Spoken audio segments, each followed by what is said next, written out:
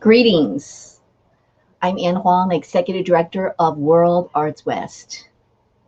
Thank you for joining us today for another wonderful episode of Living Traditions. World Arts West serves a large intergenerational dance community. These dance companies are anchors for intergenerational gatherings, cultural preservation, identity, and empowerment. Today, I'm very excited about this episode with Mayela Carrasco, who was literally born into cultural dance and has blossomed beautifully as a performer, educator, and advocate. Our programs are only possible with your support. If you like what you see today, please go to worldartswest.org and make a donation that is meaningful to you. Now I'd like to welcome co-artistic director of San Francisco Ethnic Dance Festival, Māhealani Uchiyama. Thank you, Anne. Greetings. I'm Māhealani Uchiyama, a descendant of the Yoruba, Ashanti, Wolof, Mandika, and Salagi peoples, and I come to you from the land of the Chichenyo, also known as Oakland, California, where my mountain is Tamalpais and my waterway is Salso Creek. I am co-artistic director of the San Francisco Ethnic Dance Festival. Welcome to Living Traditions, exploring dance beyond the performance. With this program, World Arts West aspires to lead our audience on a journey that explores various dance disciplines through a series of online interviews. Our conversations with artists will focus on their art form, its history, and what makes it unique. Each episode will focus on one company or an individual artist practicing a specific tradition. We will discuss how they find a balance between holding tradition and embracing innovation. Additionally, we want to give you the opportunity to ask questions of the artists, as well as a demonstration from the tradition that they practice. It is now my pleasure to introduce Ethnic Dance Festival co-artistic director, Latanya Tigner. Thank you, Māhealani. My name is Latanya D. Tigner, daughter of Peter Paul and Thelma Louise Tigner, Ibeji to Sonia Tigner. Today we'll be interviewing Mayella Carrasco. Born and raised within the Loco Bloco family, Mayella had the unique opportunity to learn from amazing community artist mentors, including Heather Watkins, Tanya Mayo, Miss Little, Maya Havener, Joel Molina, and others who inspired her passion and dedication to dance, theater, and stilt dancing.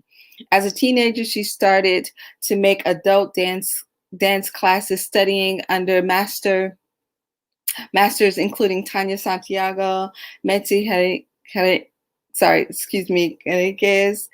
Danda de Hora, Marcia Cigarra, and many others who motivated her to expand her training by traveling to Brazil.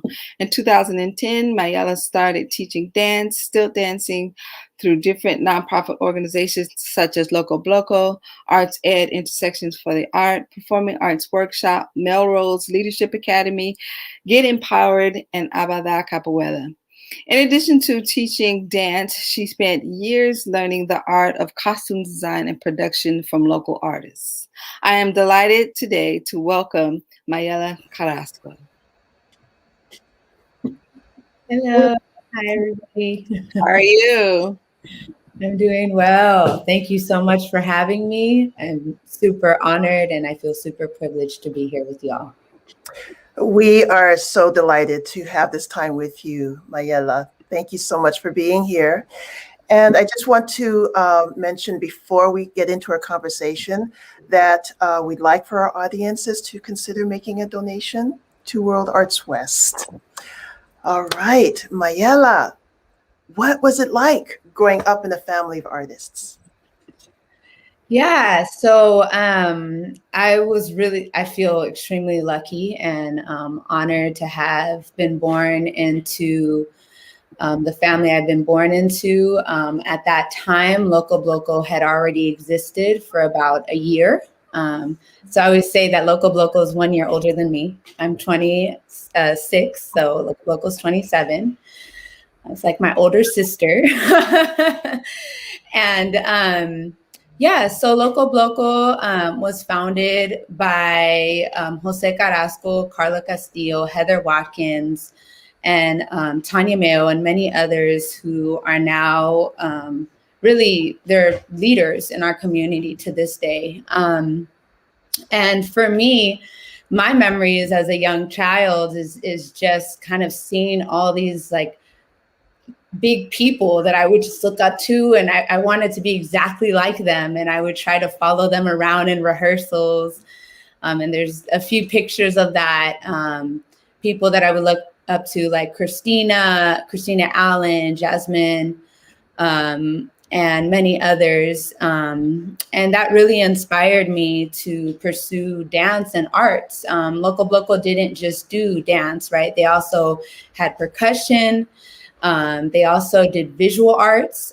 So my mother, Carla Castillo, led along with Abdi, shekere making workshops. And they did a bunch of murals all in Cuba when we did youth exchanges in Cuba, in Puerto Rico, and the other places that Loco Bloco did youth exchanges. So it was definitely always something to do. I remember I could fall asleep in the middle of like any show because my parents, they would take me. They were really kind of leading, moving the drums, all of the backstage kind of stuff. And so I'd be right there with them, with my little brother, Akin Carrasco, or Jose Akin Carrasco, just like knocked out in the back of the car while they would be doing these shows. And so that's a little bit of what it was like. Yeah. Cool. Thank you. Can you share a little bit of the seeds of Loco Bloco, like how it got started, and then also the impact that it's had on the community over the years? Yeah. So Loco Bloco actually originally came from two different organizations. So Mission Girls and Education for Liberation. And so at that time, Carla Castillo was a big part of Mission Girls. She would lead support groups with young women, really like all over San Francisco, not just in the Mission. And then there was Education for Liberation, which was a group that my father was in at that time, Jose Carrasco. And so what they did is they actually brought these two groups together, and they were actually originally funded by Jóvenes Unidos. So that's kind of the roots of where Loco Bloco comes from. However, they were influenced a lot by this group called Fogonahopa, which is an amazing, beautiful group that is still around and strong to this day, directed by the beautiful Metzi Henriquez and Jose Rivera, her partner.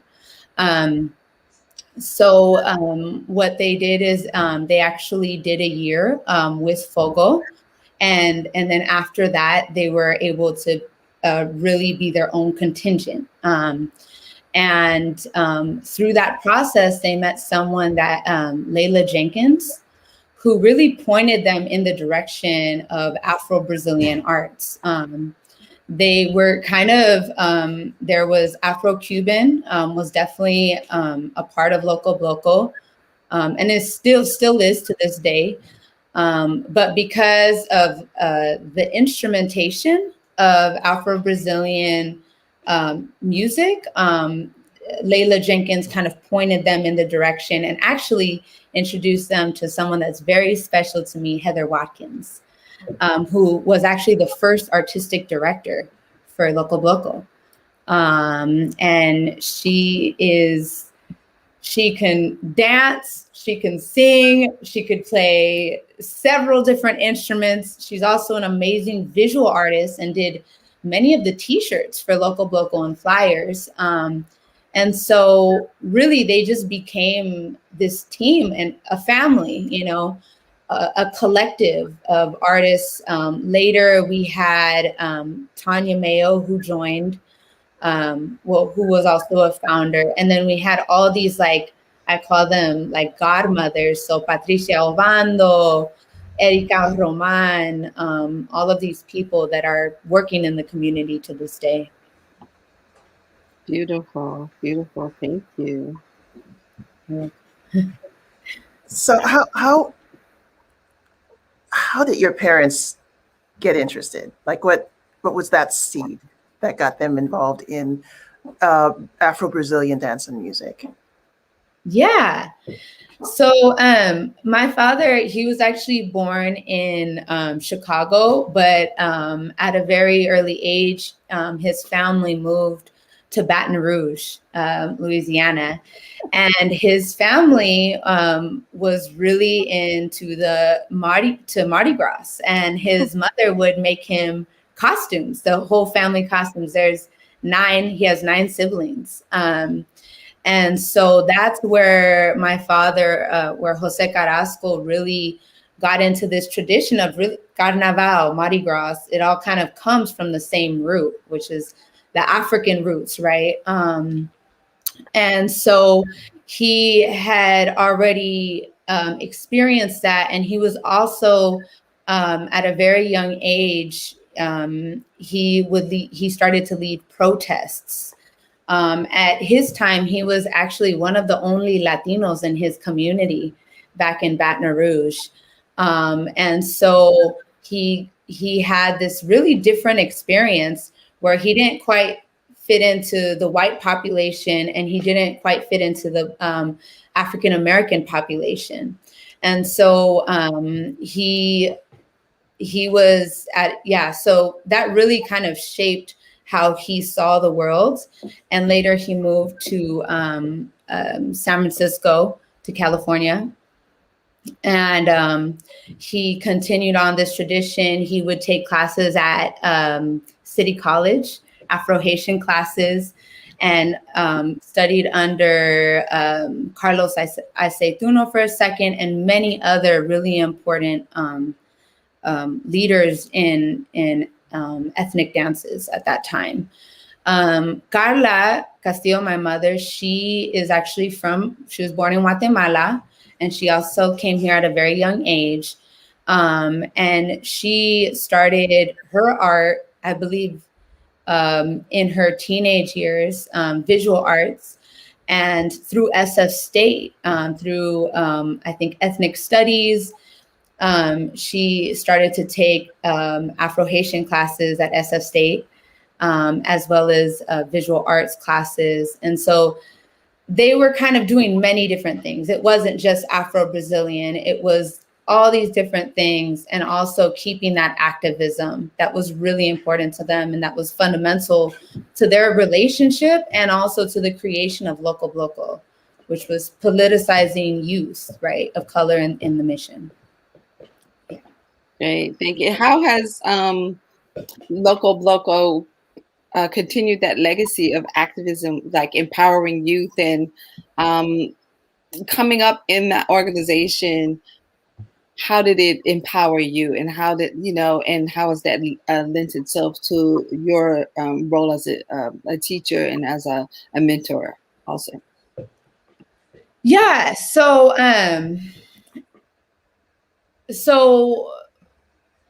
to this day, one thing I will say, me getting back involved in Loco Bloco, because I did leave for maybe a 10-year period, a little less than that, to study the arts that I love more intensely. And so, but one thing that Loco Bloco will always do and continue to do is be present there for political actions, right? Protests. That's really important to us because, again, that was fundamental to the creation of Loco Bloco. And the reason why Loco Bloco was a collective of artists is because that was the way to give youth of color a voice, right? So in many schools back when Loco Bloco was founded, arts, public schools and the mission weren't really providing arts. That wasn't important, right, to them, and they didn't have the money to pay for it. And so, and then many of these arts, they come from places where this was a way that the only way folks were allowed to express themselves. So tracing back to Brazil, by enslaved Africans who weren't really allowed to practice their religion, they had to hide it, right? They had to figure out ways to sneak it in. And so what I think is very beautiful and important is that those arts to this day are bringing people who aren't Brazilian, right, a voice that they didn't know that they had. It gives them an opportunity to see the world in a different way. It opens up a whole new world for a lot of folks. I know it did for me. And so one thing that I feel is really important and is at the core of Loco Bloco is always acknowledging that root. Where does this dance come from? Who created this dance? And always making sure that we uplift those artists that come from Brazil or that are in Brazil, and make sure, how do we highlight them and how do we give them the voice that they should have? As we know, specifically with Samba no Pé, Samba, which is a dance form that's really important to me and really changed my life. When you see it here in the United States, a lot of times you'll see it done by light-skinned people, or taught by light-skinned people, white folks, with no acknowledgement to the root, right? No acknowledgement or no space given to folks of color, and specifically Black women and Black men. I'm not sure if that answered the question, but I think it did kind of. Yes, it did. Yes, it did. Mahia, if you don't mind, I'd like to follow up with that. I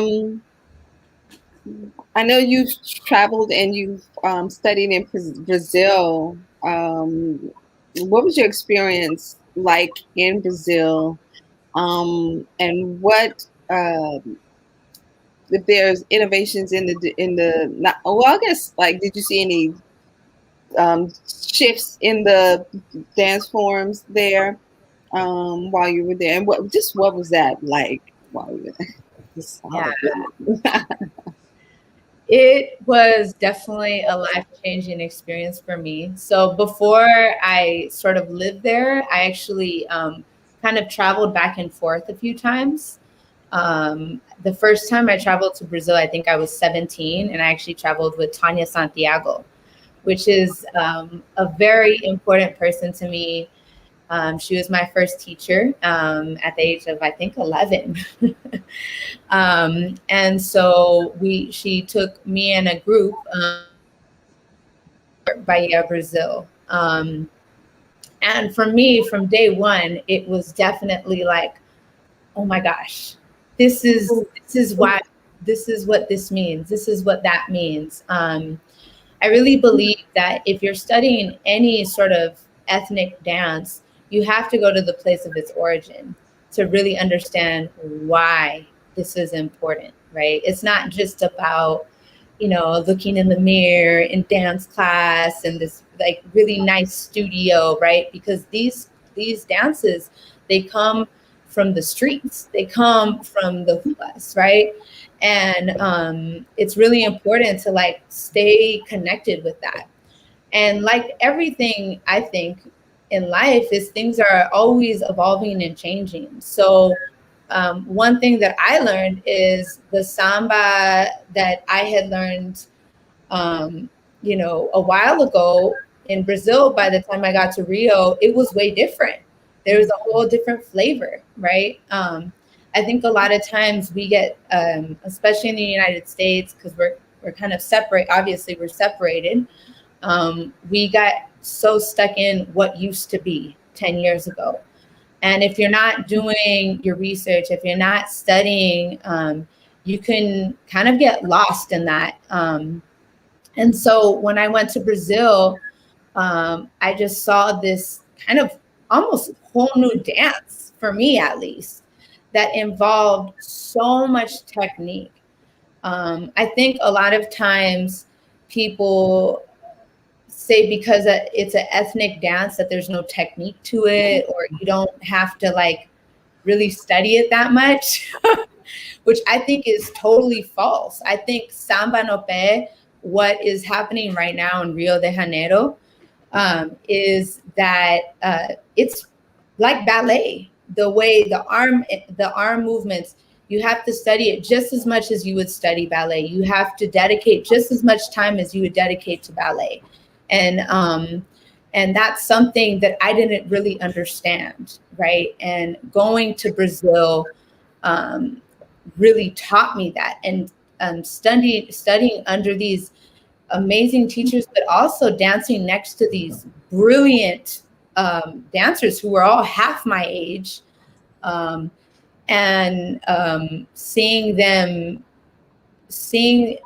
they are the image of this dance, right? And one thing I also want to mention too is that, you know, a lot of times when people think samba, Rio, they think of feathers and diamonds and flashy. And what I learned when I was there studying is that the real dancers are really the ones that have the least amount of feathers, the ones that don't really have the shiniest costumes. They're in this section that's called the pasista section. And those are really women from the community, you know, or from communities near that escola. And they're the folks that really carry on these traditions. So that was all just a great experience for me. I also studied capoeira there. At the time, I was with this amazing capoeira group called ABADA Capoeira. And I studied with them in Rio, under several different teachers. And that was another just mind-blowing experience for me because like samba, I saw how, it sounds weird, but I saw how important it was to them. And I know that doesn't make sense, but when you live with folks that have to go have these really tough experiences, at that time when I was in Brazil, it's extremely hard to get a job. And when you do get a job, they treat you horribly and they barely pay you, right? And then all of that, when, with all of the folks that I was with, if you were Black Brazilian, it was even harder, right?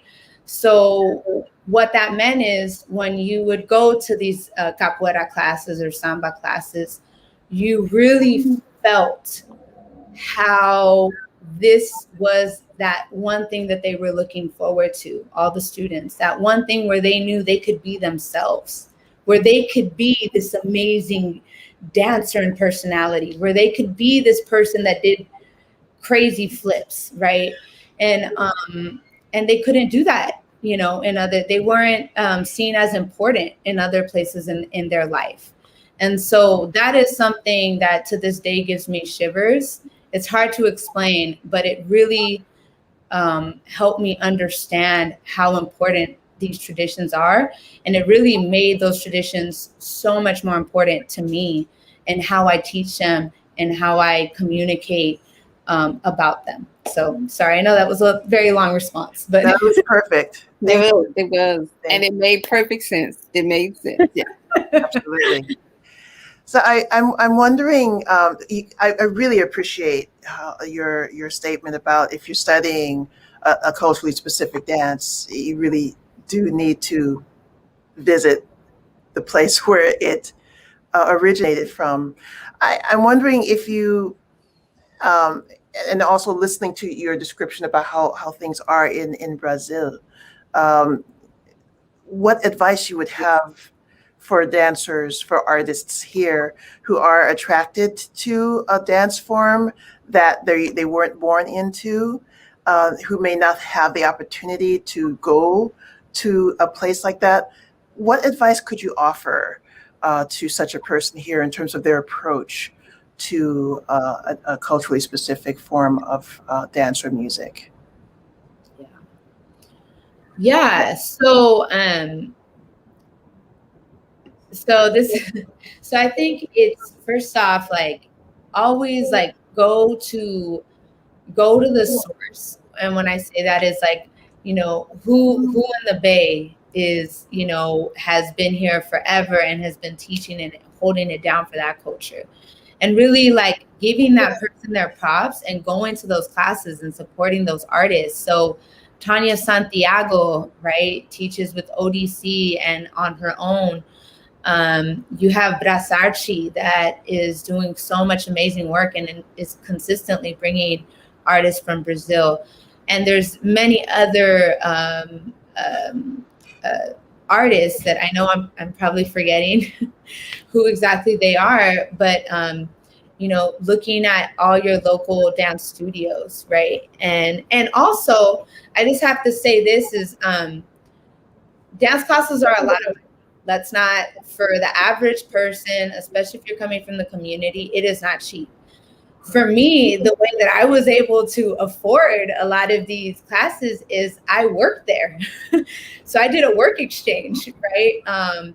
That means, like, I hate to get graphic, but that means scrubbing toilets sometimes, that means taking out the trash. That means, helping that studio in whatever way. I did that at ABADA Capoeira. I did that with Dance Mission Theater. I did that with several different studios just because it was so important to me. So I think the first thing is identifying, is it worth that for you?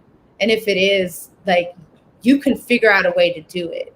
The other thing I want to say about traveling is it is a privilege. That is for sure. That is 100% true.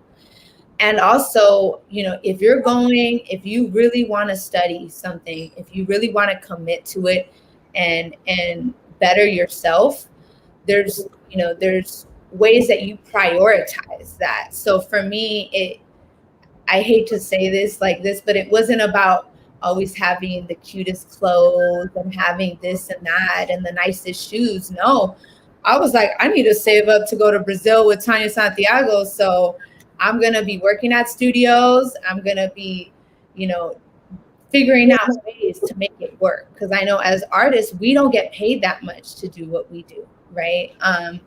We are really kind of thrown to the side in a lot of ways financially.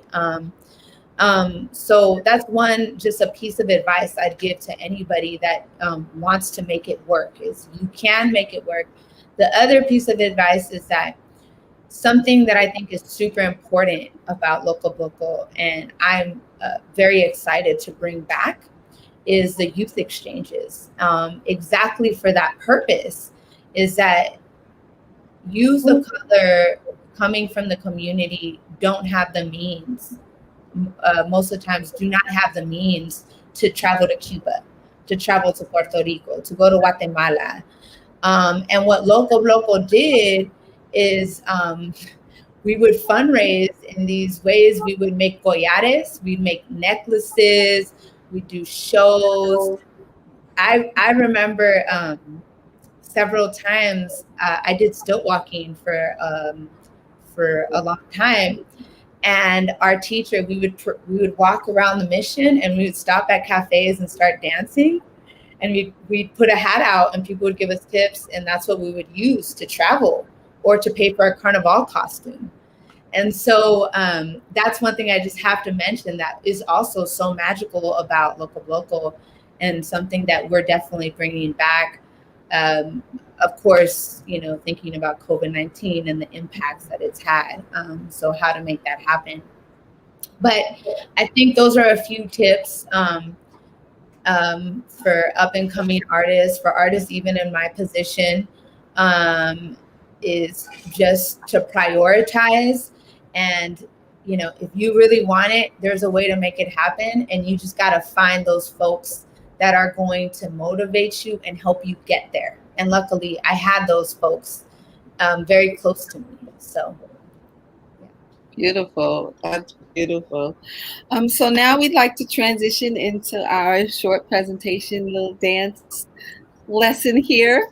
And while we do that, we'd like to encourage our audience members to put your questions in the chat if you have questions, and then also, again, to consider a donation to World Arts West. Okay, and information is there on the screen for you.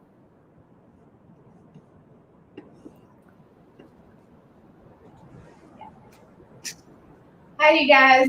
So we're gonna just learn the basic step, okay? The basic step for this style of samba, okay? So I'm gonna demonstrate it to you facing front, and then I'm gonna turn to the back so it's a little bit easier for you to follow my steps, okay? Let me go ahead and just tilt this a little bit more. And I have the amazing Emilio Davalos here.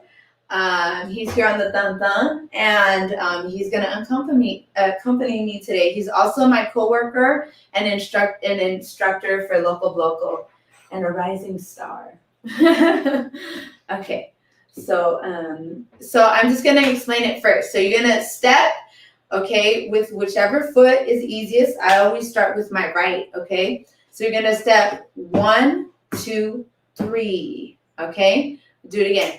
1, 2, 3. 1, 2, 3. Lift the knee. 1, 2, 3.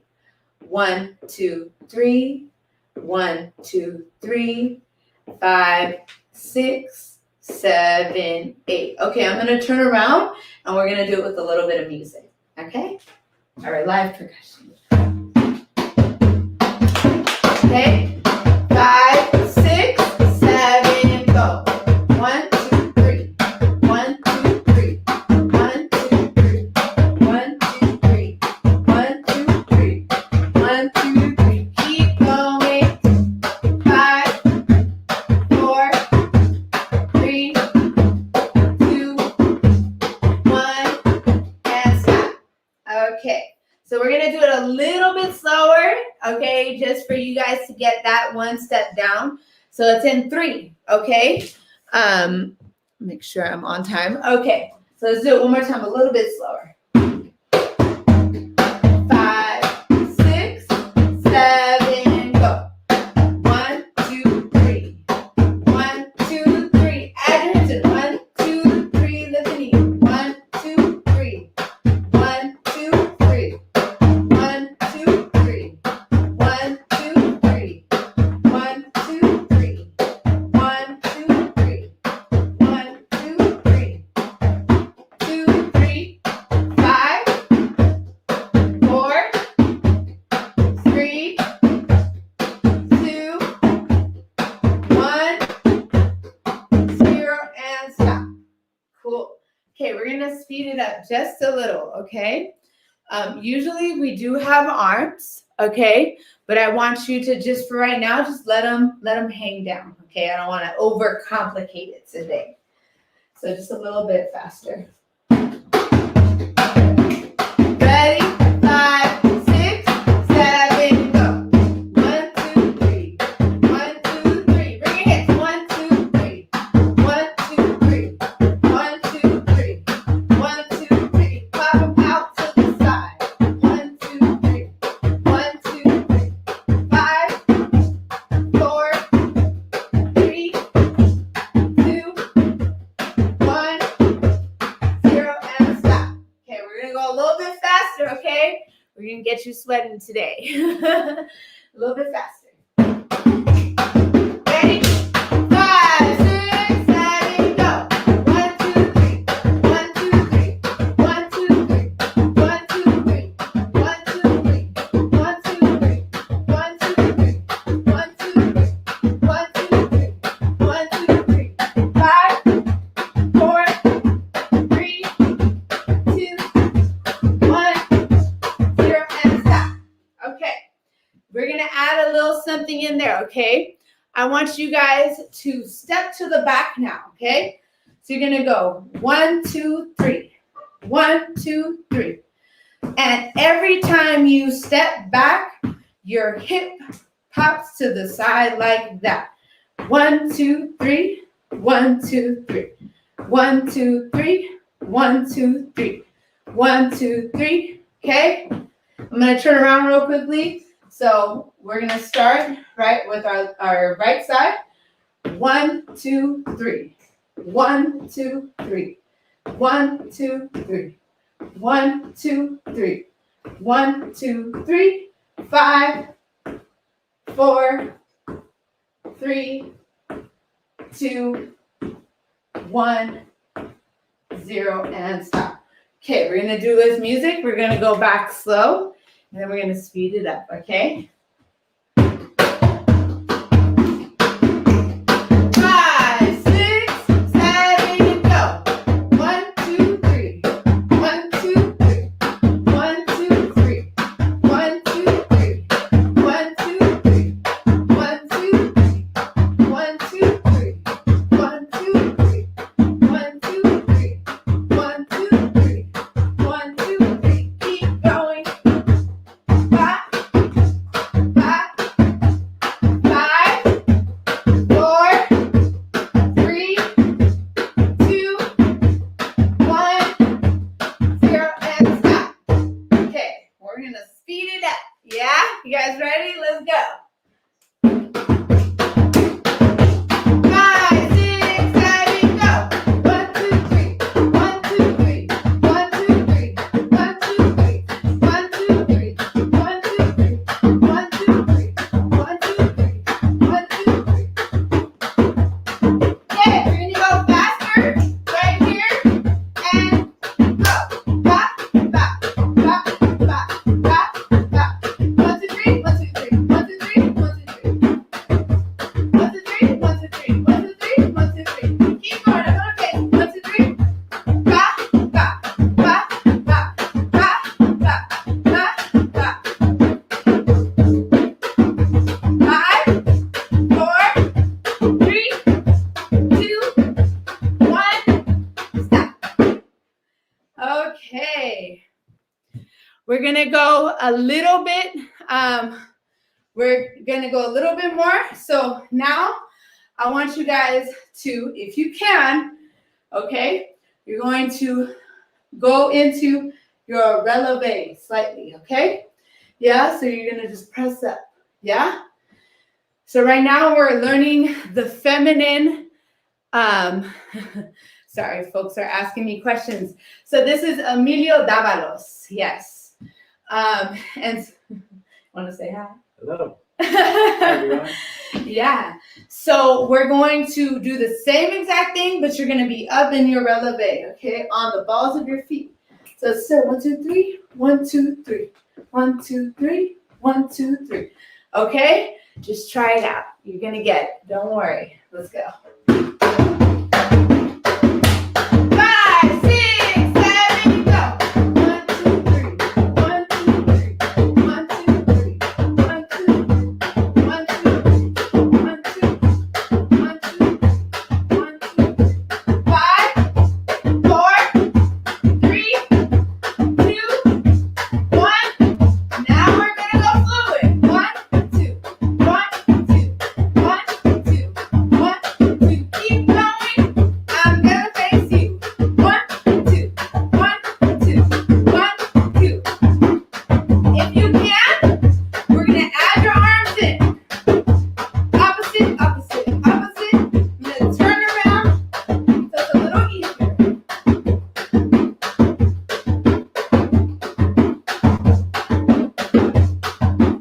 Keep going, you got this.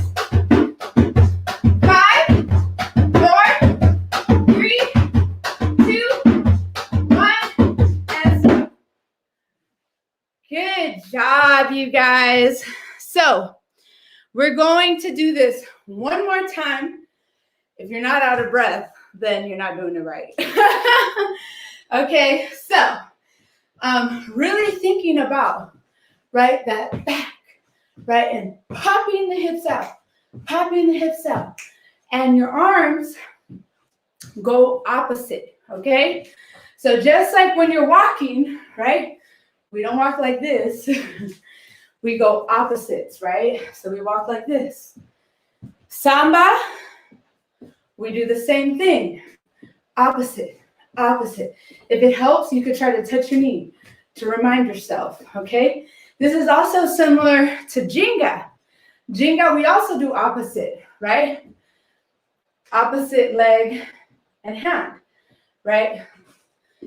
When we do our Jenga, we're always opposite, covering our face. In some ways, very similar to the Samba arms, yeah? Okay, ready? Let's do it again.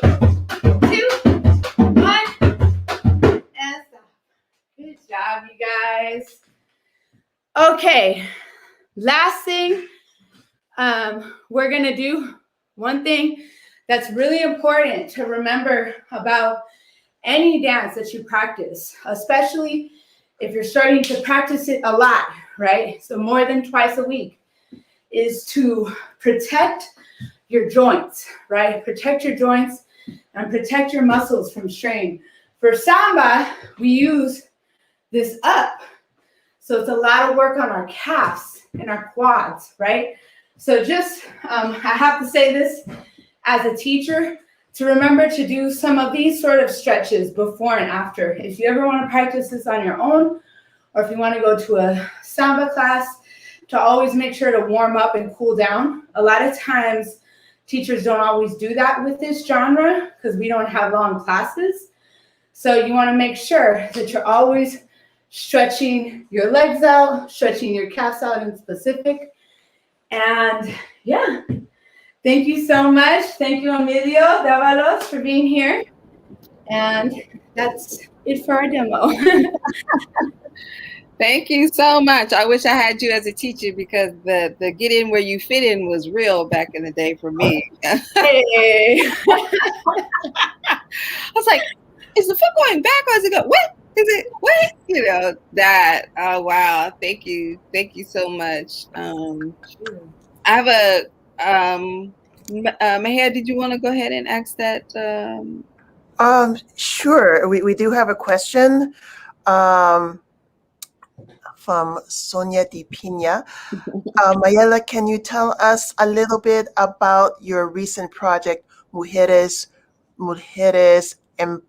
Empoderadas, pardon my, please excuse me, Empoderadas, Empowered Women. My apologies for mispronouncing the name.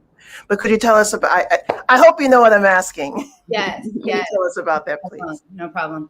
Yes, so Loco Bloco actually partnered with Dance Mission Theater in producing a Women's Day event. And that was back in March, I believe. Yeah. And I actually, first off, I have to say I love Sonia. She's an amazing, strong woman who I've just seen throughout the years. And she was amazing when I first saw her, and she's grown into even more in terms of producing arts and supporting ethnic dances and music. So I actually reached out to Sonia to see if Batala was able to do a performance with us. And what we did with this performance is we invited other groups that were led by women, that are led by women. And we all did a show collectively. And so what Loco Bloco produced under my direction is a piece highlighting important figures for us as dancers. And for us, this came from the religion, from the spirituality of candomblé. And also, Loco Bloco has always had people, really important people who were in the religion of Lukumi in that Santeria. And so it was really important for us to highlight that in a respectful way, right? And so we did interpretations of three of the female orishas, Oya, Yamaya, and Oshun. And then we also did a piece for our samba segment, which is really becoming an important part of Loco Bloco. And so, yeah, and Sonia and Batala was there backing us up, and we're definitely looking forward to next March for Women's Month to be doing another production with them. Cool. Thank you. I want to step back to your demonstration. And in our conversation, you talked a lot about the African movement, the Black movement aesthetic, and how that's looked upon differently in Brazil than it is here, and specifically in the samba and the movement of the hip, right? Can you speak to that? And then also, can you talk about the different sambas? I know you've said a couple of different samba names. Can you talk about that? And then also flat-footed. Is there a flat-footed version versus the? Yeah. So one thing and this is why it's so important. Again, I mean, I know we already talked about it, but to travel. When you travel to Brazil, you understand that there's, depending on the place that you're in, there's a different way that samba is approached, right? So the samba that you'll see in Salvador, Bahia, Brazil, is way different than the samba that you'll see in Rio, right? In Bahia, under my teacher, we learned a samba that was flat-footed and that was a lot more open, right? Was an open groove, right? And, you know, samba really comes from Bahia. I have to say that first. And it went to Rio, as did capoeira. And so, so the samba in Bahia is flat-footed. And then there's also, right, depending on the context you're in, there's different ways that you approach it. So for example, in capoeira, a lot of times when there's an event, there'll be a samba de roda at the end of the capoeira event. And that's when you'll see the capoeiristas coming out doing a flat-footed samba, right? And also they mix it in with the capoeira, right? So they're doing the samba, but they're ready to kick. They're ready to duck, right? So that part is still very much in it. And then when you go to Rio, when you go to a pagode, right? A place where people are playing the different pagode instruments in a circle and folks are singing in the back, you know, you're never gonna, well, maybe you will, but you don't really see people going full out samba like what I was doing. You'll see people just doing a little sambita, right? Just enjoying the music. And then of course, the samba that I was doing was more of a show samba, a samba that you'll see when you go to a samba school show or to the samba drum, you know? So yeah, so those are different ways in which, and I also want to say that the women that I've studied next to and under are amazing and way more advanced than I am. And so I don't mean to say that, you know, I am in any way close to that, but I really try my hardest as a student, right? And as a teacher to study under these women and men and bring that back to my community with my own interpretation. that's one thing, I didn't really mention is when you go to Rio, you see these amazing women and they all put their little flavor in. And that's what I love so much about it. You'll see more of a balletic samba, and then you'll see more of like a Rio funky, which baile funk is more of a modern rhythm now. And it's kind of close to what we have right now in pop in the United States. And so you'll see more of that in their samba. So many different influences, and always forever evolving and changing. Great. And the movement aesthetic in terms of like how the body, the female body in particular, and then even more so the Black body, how it looked upon, we understand what that is here and how it's deemed and looked down upon and degraded anytime the butt moves, anytime the hips move. So Yes. Yeah. So thank you for reminding me about that part.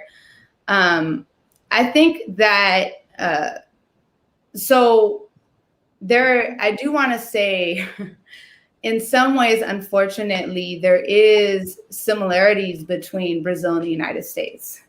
First of all, I mean, we know about the president situation going on over there, but also the way that they've demonized, right, Black bodies, Black women, and there is still very much a culture of looking down upon this style of dance within Brazil, right? Within Brazil, that's still very much there. However, the places that I was going to, the folks that I was around, I was in these samba schools, that was their place to be fully themselves and to embrace their hips.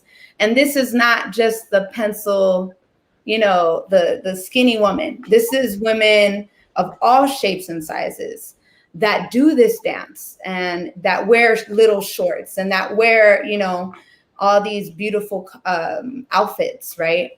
And so for me, that was so important to see that they made this space for Black women. They really pushed and fought for these schools, and this was a place for them to be fully themselves, to fully embrace what they had. And I also want to say that because I think that if you do want to travel to Brazil, anybody, whether you want to go there for dance or not, to just be very careful about how you do that, right? I know that was something I was very concerned about, is you don't want to step into people's space or on them, right?